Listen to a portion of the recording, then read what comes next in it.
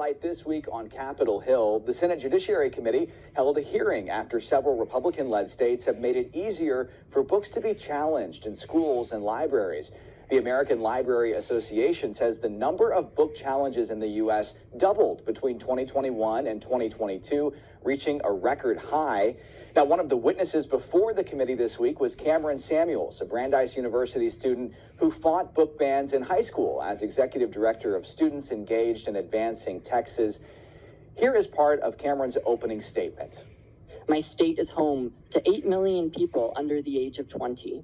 And since everything is bigger in Texas, we lead the nation for book bans. Censorship impacts our futures. Students deserve to be decision makers. Censorship is undemocratic. Viewpoint discrimination is contrary to the First Amendment. And Cameron Samuels joins me now. Cameron, you've spoken in front of school boards in Katy, Texas, quite famously, but what was it like actually appearing before Congress this week? It was such an honor to have this platform before the nation in the Capitol on this important issue that's been so personal to me. So many of the arguments you faced this week from Republican senators there in the hearing centered on the rights of parents to make decisions on what books their children have access to. You and your organization advocate for students to have more of a voice in these book decisions.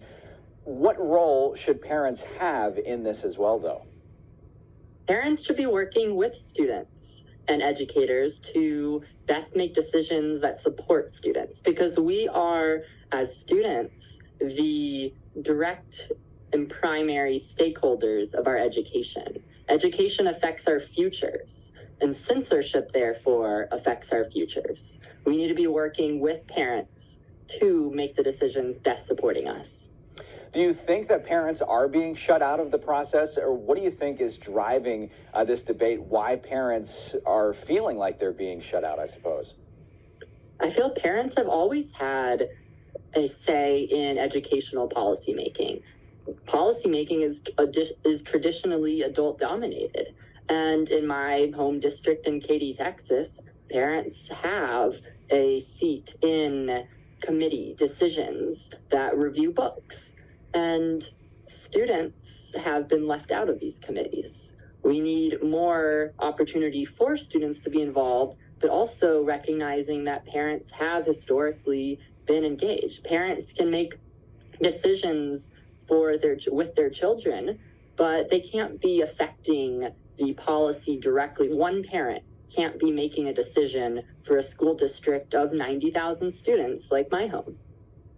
Louisiana Senator John Kennedy, he is known for creating viral sound bites. This hearing was no different. He read some graphic passages from 2 banned books that I know you have also read. Can you briefly explain what those passages reference and why you think it's important that access to those books is out there?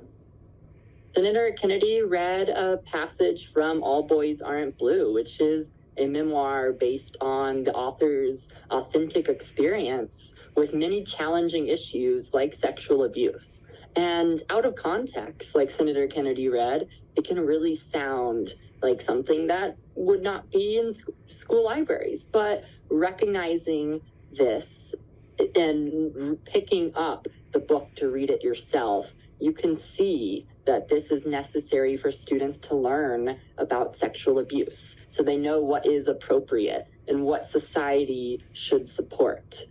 Senator Kennedy was hoping to bring to light this book knowing that people wouldn't pick up the book. But it's our responsibility to read banned books and value its importance, its literary purpose to students and our well-being. And a lot of books that are targeted do have characters that are LGBTQ, that are Black or some other minority. What does that tell you about some of these books and the process here involved? Books that are targeted often include these marginalized themes. Their definition of sexual is synonymous with LGBTQ identity and many issues that are already so suppressed. We need to recognize that the statistics show that these underrepresented narratives are being taken off shelves before they were even sufficiently there. All right, Cameron Samuels, Executive Director of Students Engaged in Advancing Texas. Really appreciate your time and your time on Capitol Hill, and then here with us kind of explaining how it all went down. Thanks, Cameron. Thank you. All right, stay with us. You're watching Local News Live. We'll be right back.